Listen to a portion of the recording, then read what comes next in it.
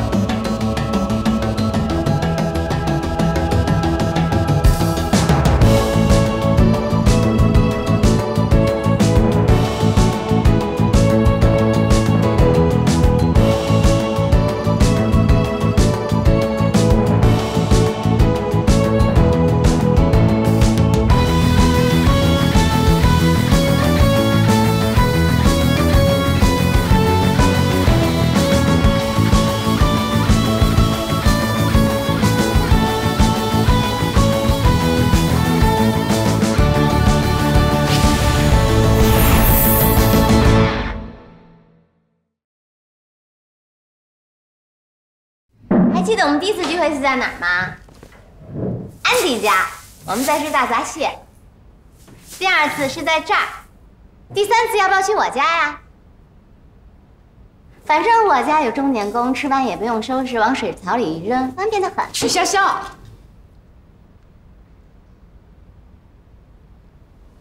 安杰，我好怕怕哦。干什么呀？家里很困难吗？又不是吃不起。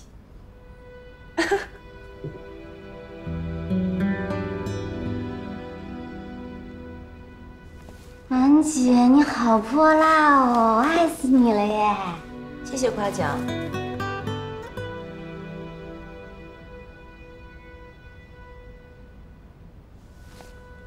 哎呀，我爸年轻的时候啊，借了套西装去见客户。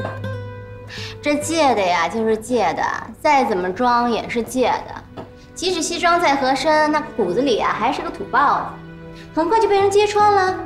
那街上那个人啊，就是我们家太后老佛爷。许潇潇，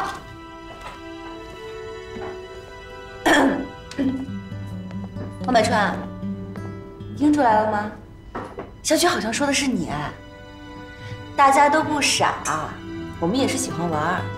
姑娘们好不容易找到一个目标围观，干嘛那么早揭穿啊？揭穿多没意思呀，是吧？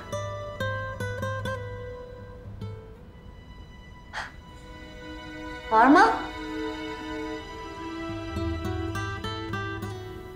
来，我们大家不好意思，我先走一步。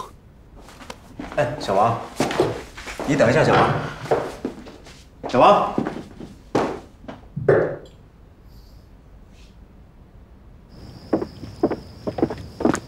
兄弟，兄弟，兄弟，你呀还是不太理解女孩子。女孩子冲你发脾气，是因为她心里对你患得患失。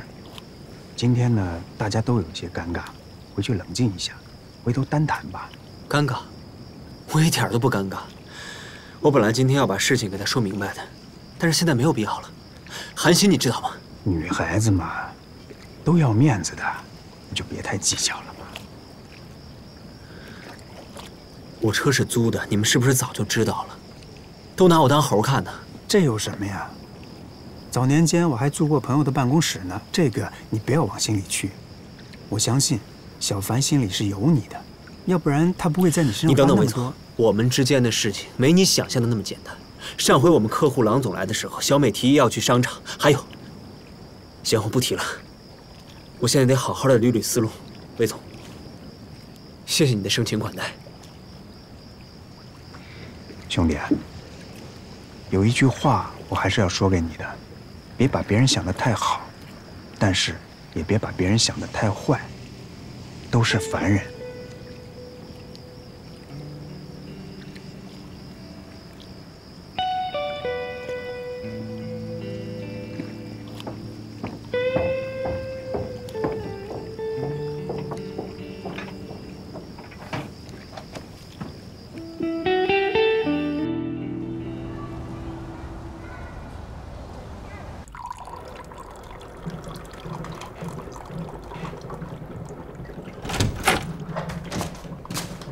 哎呀，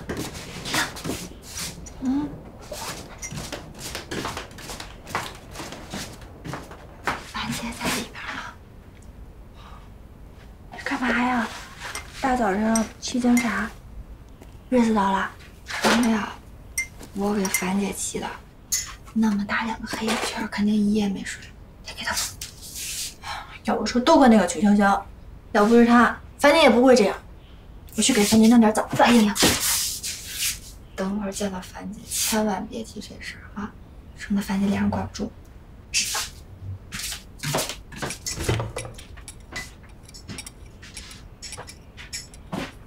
樊姐，红糖姜茶给你沏好了。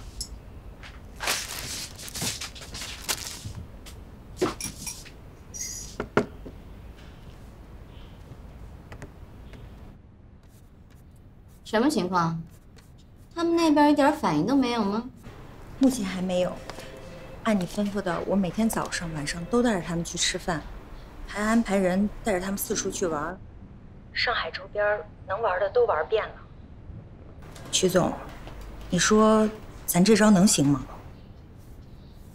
他们不就想磨我的耐心吗？我就让他们看一看我到底有没有耐心。记住了，只要他们不提，我们这边就打死不提招标的事儿。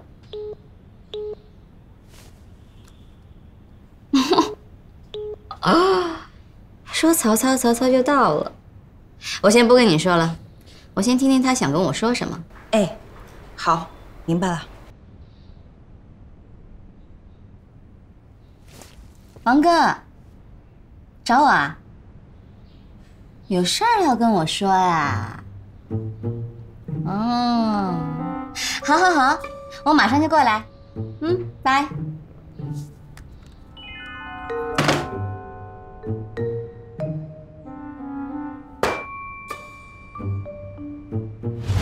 王哥，周姐，你们这么着急的把我叫过来，是不是有什么急事儿啊？是吃的不合适，还是住的不舒服了？林秘书，怎么办事儿的？没，林秘书招待的挺好的啊，一天3顿都按照最好的来啊。这2天我们都挺满意的。那就是玩的不痛快了。哎呀，这事儿都怪我，这2天光顾着忙别的事情，也没有陪你们俩到上海逛一逛。要不这样，今天下午你们有什么想去的地方没有？我亲自作陪。曲总啊，我们到这儿不是来玩的，是来审核的。我们来了这么几天了，我们只想问问，什么时候可以开始工作？哎呀，你看我这个脑子呀，这2天光顾着接待了，把正经事儿都给忘了。要是谈工作的话，要不去我公司？资料跟方案都在公司呢。审核小组要是有什么需要了解的，我们也好及时配合嘛。行，那周姐你去招呼一下同事，我们现在就去曲总的公司啊。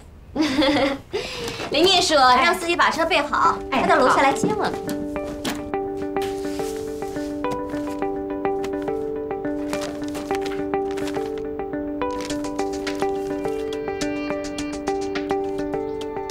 这是什么呀？我们的报价啊。王哥逗留这么多天，不就是在等这个吗？做生意嘛，总得有个人往前走才行。能谈则谈，不能谈，创造条件也要谈。实在不行就放弃，总归不能让双方吃亏。你说是不是？既然曲总这么着急，那从明天开始我们就开始审核吧。好啊，我这边资料已经准备到位，只要曲总资料到位，随时可以开始工作。林秘书，周姐，资格预审文本、招标文件、投标书和落实担保都在这儿。要少什么的话，你们尽管说。会议室这段时间留给你们用，我和林秘书也会全程陪同，尽最大的努力配合你们审。好。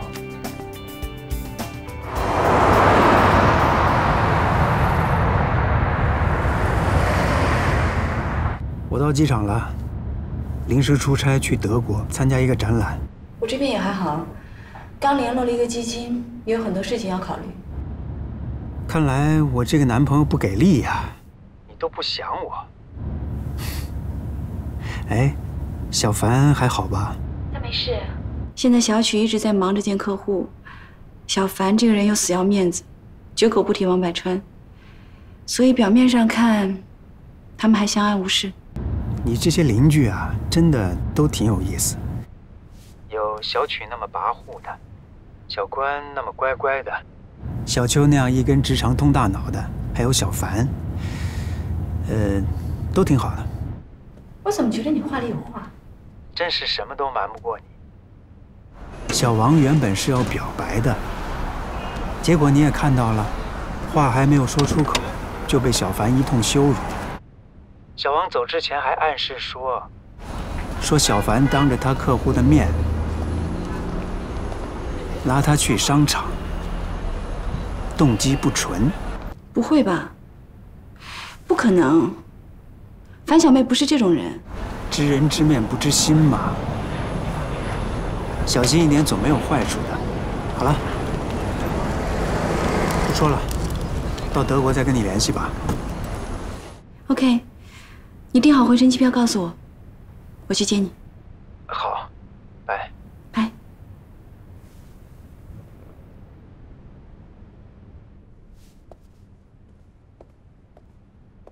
嗨，看样子跟那位姓魏的朋友发展的还不错。还行吧，顺其自然。倒是你最近怎么频繁的突击检查？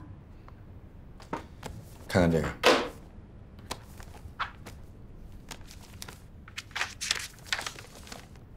包氏，他们也是个老牌企业，在他们那儿颇有能量。听说我们要并购红星，很感兴趣。刚刚他们小包总专门约见我，明确表示想跟我们联手并购。这种家族企业问题很多啊，离婚、死亡、私生子，任何一件小事都可能影响公司格局。加上他们产品结构单一，发展有限，就算我们找合作伙伴，也不能考虑他们。那个小包总要是听到你这样的评价，估计得吐血3升。就算他吐血身亡，我也看不上他。这种企业如果不面临转型的话，只有死路一条。我们不能在他们身上浪费时间。好，那我回绝他。OK， 那我下班了。啊？今天不加班了吗？并购的事情不都交给我了吗？不着急表现，悠着点儿，不给你榨取我更多剩余教学的机会。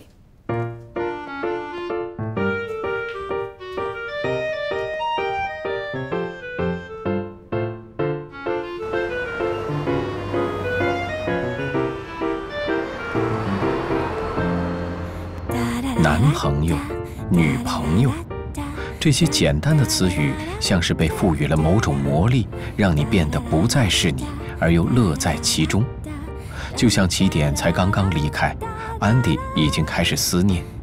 这对于安迪是一种久违的情感，格外遥远而又格外陌生，让他心中充满柔情，荡漾着一种奇异的温暖，又像是回到了生命的最初。一切都像是那么鲜活，那么明亮，充满着欢喜和期待。他甚至有点不认识这个全新的自己，这个会喜会怒会想念他人，甚至心甘情愿去做改变的自己。就像现在，穿梭在庞大的城市之中，看着往来的人群和超市的灯牌，一向不善厨艺的安迪，竟有了洗手做羹汤的冲动。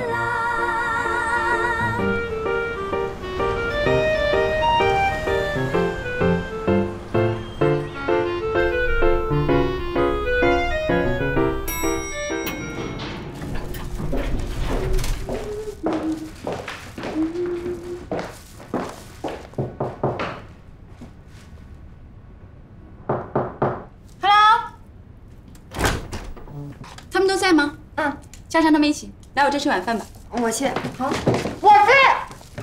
啊，还有我。都过来吧。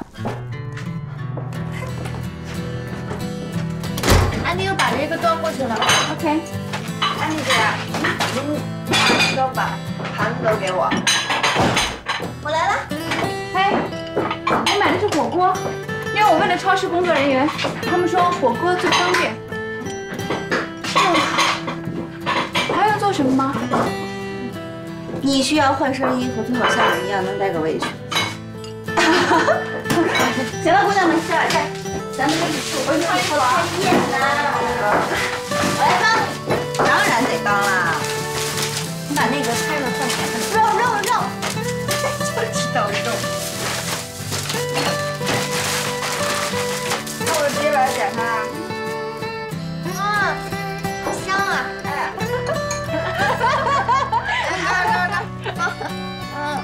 这全部都要倒进去吗？把眼镜摘了吧，吃火锅哪能戴眼镜？我开动了，热舌了，来，谢谢芳姐，好棒啊！谢谢。好吃，好吃啊！所以真没想到啊，这么简单就能做出一顿饭。其实烹饪真的没有很难，我觉得可以学。喂，该不会是为了魏兄洗手做羹汤了吧？出去餐厅吃饭太麻烦了，耗时又不自在，而且魏兄每次去餐厅都能碰到熟人，要过去跟人打招呼，还要陪人家喝2杯酒，还不如在家里轻松、简单、自在。哎，对了，你们知道除了火锅，还有什么菜系是能够简单易学的？我会煮粥和煲汤，但是我觉得炒菜挺难的。我妈有的时候在厨房1个多小时，就才能做出几道家常菜。要是想做复杂一点呢，这1个上午都得耗在厨房里面。关关说的对，煮粥煲汤是最实惠的。如果累了、生病了，吃这个是最合适的，而且煮起来很方便。要真想炒菜啊，你要真有那闲工夫，还不如赚钱请保姆或者是叫外卖呢。我觉得回头我可以去下一个 app， 里面应该会教我怎么去做粥和汤，对吗？安迪，我有血泪教训，我一定要讲给你听。如果你想对一个男人太好，你即使心里这么想的，你也不能表露出来。你要像挤牙膏一点一点的对他好，不然男人会厌烦你，会讨厌你，会看不起你，最后会离开你。这些都是樊姐之前告诉我的。我知道你现在心里想什么，你一定在想魏兄肯定是个特例，但我要告诉你，特例都是凤毛麟角，不特例的才是绝大多数。但是你别跟魏兄说这些都是我说的，不然他下次请客吃饭该不带上我了。我说的对呀，小秋你真的好可爱啊！不过也谢谢你跟我分享这么多，我觉得情不自禁的流露感情也不是什么坏事啊。如果你真的喜欢上一个人，你不能放开去爱他，那种感觉会大打折扣，就好像你跟一个你并不是很爱的人，就这样将就在一起的感觉是一样的。算计太多，反而会失去爱的感觉，对吗？其实这取决于恋爱当中，你到底是看重结局还是看重过程。换句话说，就是你想要天长地久，还是想要曾经拥有啊？对，是这个意思。如果可能的话，我当然希望天长地久，但是天长地久必须有一个前提，那就是真爱。如果只是马马虎虎的爱、三心两意的爱，那还不如不要天长地久。其实单身的日子也不难过啊。如果对方因此轻贱我，那我会理智的分手，好过天长地久纠缠不清啊。我同意安妮姐的说法，可你这样就太容易受伤了。这个世界上有那么多人为情自杀、为情发疯的，都是因为投入的太多了。我就是，我之前看着白渣男怎么都好，眼里心里想的都是他，结果我现在想想，咦，我真是鄙视当时的我。所以我们是不是应该减少感情的投入，甚至回避感情？恋爱当中，付出越多，伤害就越少。最悲催的就是，你付出多少，其实都是要听天由命的。所有的结局都在你遇到那个你爱上的那个人那一瞬间就已经注定了。所有的东西你都没有办法去把控。你想使用手段没用，那些都是旁枝末节，无关宏旨啊。好吧，作为一个30岁的剩女，我建议你们把这些话当做反面教材。樊姐你经验多，我听你的。你干嘛呀？你踢我一下，你脚往那边点儿，你都捅到我这儿来了。吃点玉米，我想再吃点肉，挺好吃的。你那肉是最好吃，再多放点呗。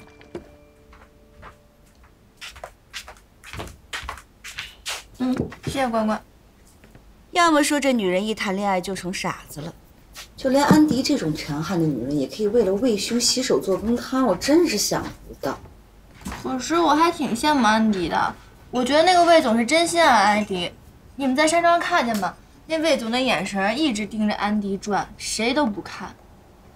我觉得安迪挺幸运的，碰上了一个这么爱她的男的。不像我们，碰到的除了渣男还是渣男。其实有件事我一直没跟你们说，安迪姐和魏总第一次见面让我给撞见了。魏总就请安迪姐在我们公司旁边吃的饭，可我觉得以魏总这样身份的人请吃饭，怎么会去我都去得起的地方？对啊，你们说他是不是在装没钱？如果是这样的话，那他心机真的太重了，根本就配不上安迪姐。这很正常，像他们那种有身家的人，谁不经历点风雨啊？对吧？他这么说也很自然啊。像他这种有钱的人，就是面对普通朋友还得隐瞒一二呢，更何况是网友了，是吧？可他这也是骗人呀！你看啊，魏总他明明很有钱，但他装作没有钱的样子；可是王同学明明没钱，但装作有钱的样子。那你能理解魏总为什么不能原谅王同学？这不一样好吗？背起行囊，离开故乡，我一个人踩着那陌生月光。别对我说收敛锋芒，坚持到最后也顽强抵抗。成功路上非死即伤，但别妄想。相比安迪的两情相悦，曲筱绡的干柴烈火，2202的3位姑娘却陷入情感的低谷之中。樊胜美看不上王百川，却不可抑制地一再想起他。邱莹莹投身于咖啡事业，借此忘记白主管带来的伤害。关雎尔甚至还分不清楚什么是爱，又该怎样去面对一段爱情。面对爱情这2个字，3个女孩各有各的苦涩，也各有各的烦恼。自己的梦想，像执着的飞蛾，飞向那天。安迪姐，你觉不觉得樊姐最近怪怪的？怎么了？她从山庄回来之后就一直闷闷不乐的，干什么都提不起精神。我就不明白了，她明明很在乎王同学呀，为什么要说那样的话伤他的心呢？樊小妹之前跟我说过，她不能够忍受没有房子、没有车子在上海生活。我想她可能是担心王同学的经济条件吧。可是樊姐工资比我们高多了呀，而且她工作那么多年，肯定会有些积蓄吧。那个王同学他也不是一穷二白呀，他们2个一起努力攒个首付还是不成问题的吧？这我就不知道了，可能每个人的想法不一样吧。但是我想他拒绝王同学，肯定也是有他自己的道理的。唉，其实说起来这件事情，我也有责任。小关，你有没有什么办法能够让小樊振作起来？我不知道我该不该说。樊姐她好像特别喜欢去那种富贵云集的地方玩，每次玩完回来她会特别开心。这种活动好像老谭每个月都有啊，这很简单。可是我不明白呀，这种档次的活动他去了又能怎么样呢？虽然人跟人是平等的，可这社会就是有阶级之分，你无视阶级只会碰壁，努力做事克服局限才是真的。很多时候，所谓的阶级，其实就是自己内心那片魔障。话是这么说，可是一个人得多有勇气，才能无视这些客观存在的阶级。而且现在很多人都是只敬罗上不敬人，你就算无视，那又能怎么样？有的时候我也特别苦恼。你说我是应该勇敢做自己呢，还是应该按照别人的意愿来生活？就像樊姐，她老是一门心思的想挤进更高的阶层，可能有什么意义呢？的确，有太多看不见的手在左右着我们的生活，房子、车子、人脉、阶级。不过比起这些，我们更应该问问自己，为什么要过这样的生活？又为什么要削尖脑袋成为那个别人眼中的你自己？安迪没有想到，平常并没有主见的关雎尔能说出这么深刻的见解。来，大家喝点水吧。啊，谢谢林公主。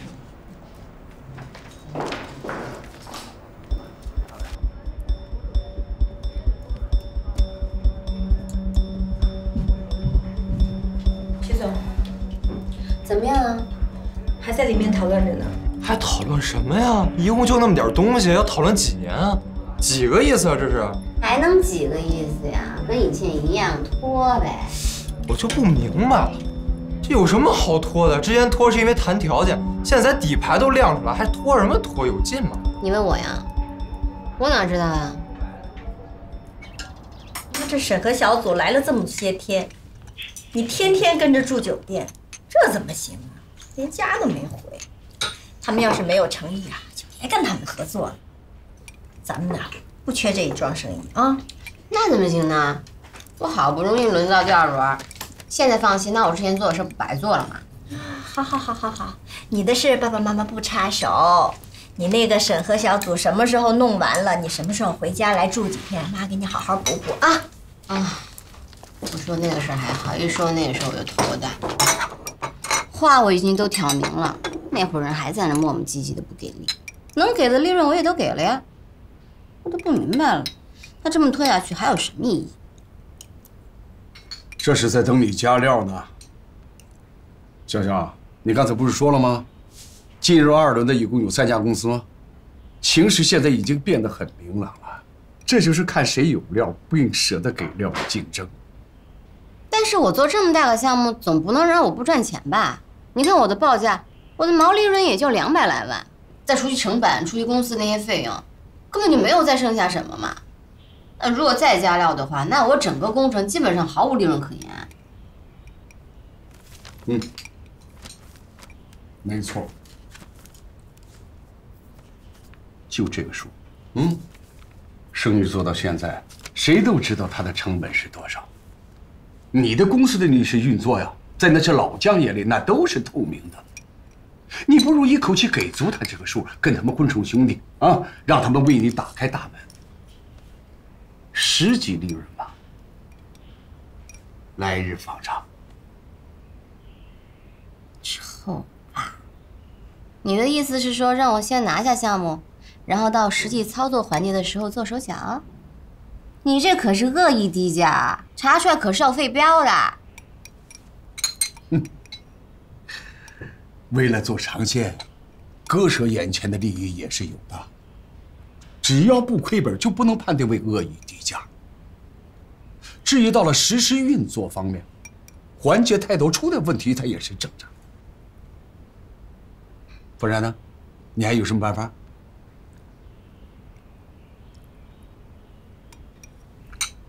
你想想。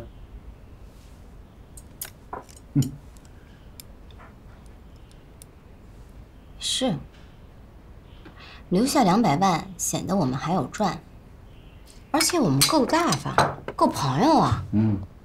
而且保证绝对不会在交付的时候做手脚。不是你们俩叽叽咕咕说什么呢？我先走了，我得赶紧跟工程师谈谈去。不是你饭还没吃完。谢谢爸。哎，潇潇，水果还没吃呢。不吃了，拜。哎呦，这孩子。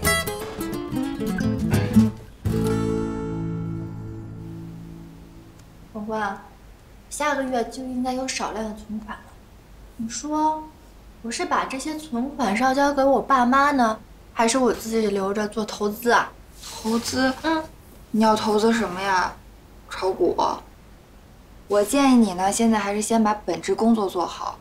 我觉得你这个工作还是蛮有前途的，可以凭业务量获得高提成。但是莹莹，我觉得你最近变得好多呀，心心念念就想着赚钱。不是，我是觉得，如果你想忘记你之前做的蠢事情，那唯一的办法就是想钱。我以前傻乎乎的，什么都不知道，我不愿意提钱，也不敢想那些。可是我现在发现，钱真的很重要。你说的对，莹莹，我也要赚钱，我们俩一起赚钱。到时候拉上樊姐，加油，加油！嘿嘿嘿嘿，挣什么钱呀？你们两个小姑娘还知道为自己打算，姐还不如你们呢。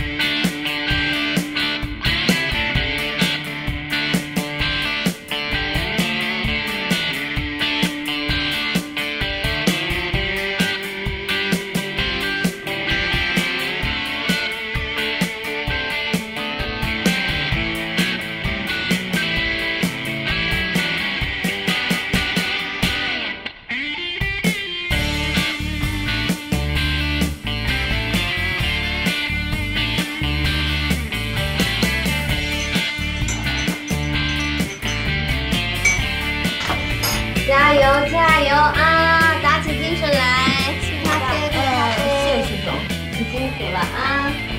喝咖啡来。谢谢徐总，谢谢徐总。加油加油，很快就结束了。大家辛苦了，再加油！最后一点做完，你们可以休息了。林秘书，你再陪他们周旋一天，我先睡了。等我摸清楚了具体细节以后，再找他们谈判。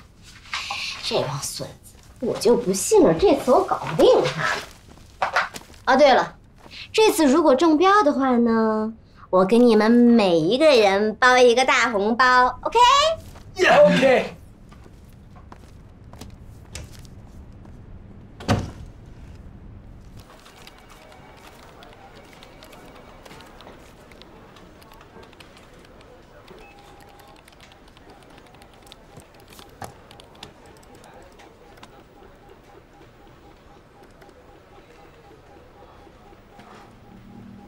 这个月工资还没发，下个月就该发年终奖了，也不知道能发多少。又天真了不是？去年底啊，就没人敢提年终奖的事儿。咱们呢，不被放入裁员名单，那就谢天谢地吧。今年，那得看领导啊，能不能有良心。良心？领导的良心啊，直接跟供求关系挂钩。去年大批人下岗，在职的人都是人心惶惶的，老板理所当然良心抹黑了。今年招聘市场形势严峻，人才金贵，兴许待遇能好一点。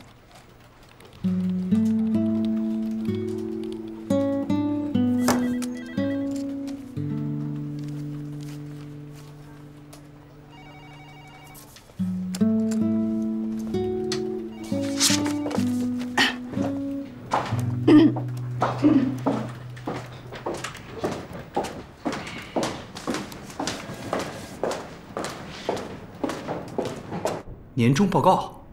对呀，我想以咱们部门的名义写份报告，总结一下我们人事部今年的工作，也顺便提醒一下公司在招聘工作当中人才紧缺的问题，尤其是某些专业的岗位，一家有女千家求，优秀人才的竞争那是相当激烈，估计明年的形势会更严峻。今年不管是在人才市场，还是到学校去招收那些应届毕业生，都遇到挑三拣四的问题。是该好好的汇报一下，起码让公司明白这是一个严峻的问题。不仅如此，猎头公司也反馈人才行情飘红，在这样人才紧缺的大环境下，如何挽留现有人才，巩固公司的职工队伍就显得尤为重要。别的不说，你看去年咱们没有发年终奖，据我所知啊，现在已经人心浮动了。以现在的形势下去，估计会有人跳槽。如果这种跳槽的形式出现的话，会对我们公司非常不利。为什么呢？因为今年不比往年，人才多呀。如果今年等到大家跳槽了，我们再到别的公司去挖墙脚，那成本可就高了。你说的很有道理。转眼就要过年了，如果这个福利和奖金不到位的话，恐怕还真有点动摇军心。是啊，经理，我能想到的就这些。这样，我先去搭个架子，具体情况还是需要经理您定夺。好，公司就需要你这样的员工。小范，就按照你的想法，先把报告写出来，然后我找机会和 Michael 谈一下。啊？好，那我这就去写。好。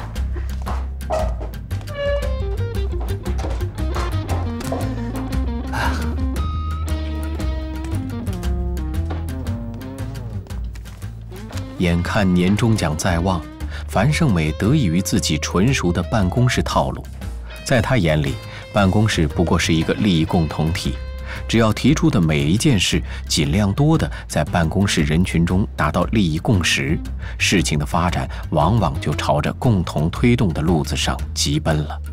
反之，则千万不要做第一个提议者，绝对的吃力不讨好。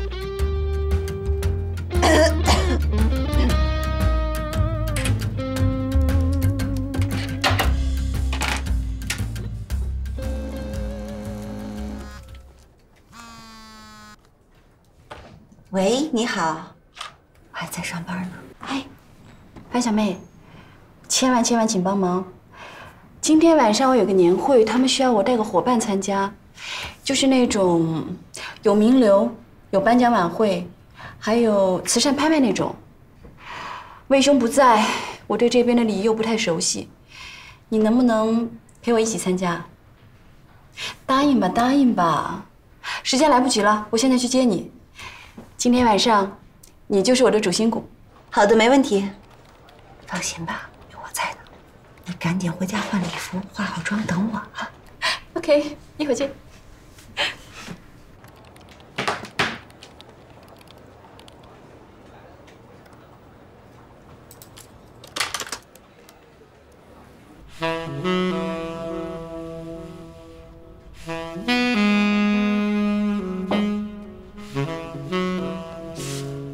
安迪姐，你这个衣服还真好看啊！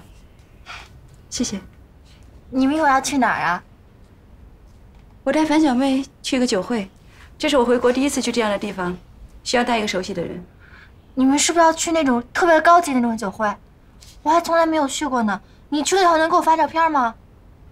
哎，这样，你加到我们那个3朵花的群里。你到时候把照片给我发过来啊！你别麻烦安迪了，3朵花，到时候我给你发。OK 了，加上了。不对，现在应该叫4朵花了。好了。哇，樊姐你好漂亮啊！一身红彤彤的，像小苹果。你是我的小呀小苹果。好了，走吧。安梨，记得给我发照片啊！我等你照片啊！光务任务交给你了，知道了，发照片啊！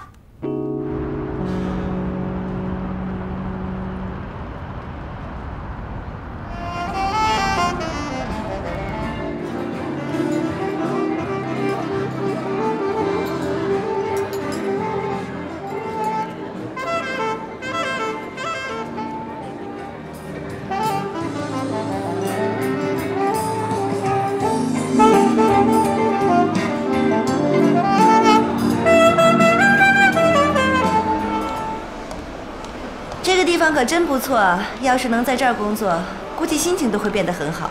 据说这是上海最好的酒店，不过服务业很辛苦的。身上啊，非常不错哈。项目呢，非常看好。啊，安迪。哎，张总你好。你好。这位美女是传说中的安迪。圣贤的 CFO。要知道，谭宗明为了挖他，可花了不少功夫。哦，光美国就飞了3、4回呀。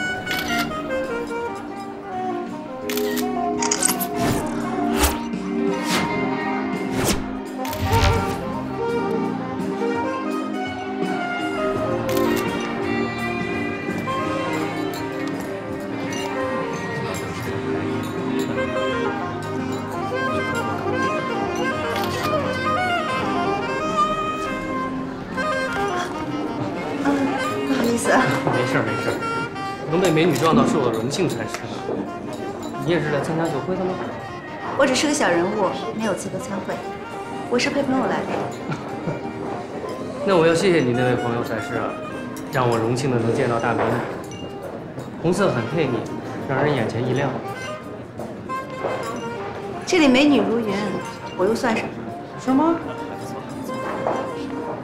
并没有吧？我怎么好像只看到一位呢？可不可以请大美女到那边坐一坐？好。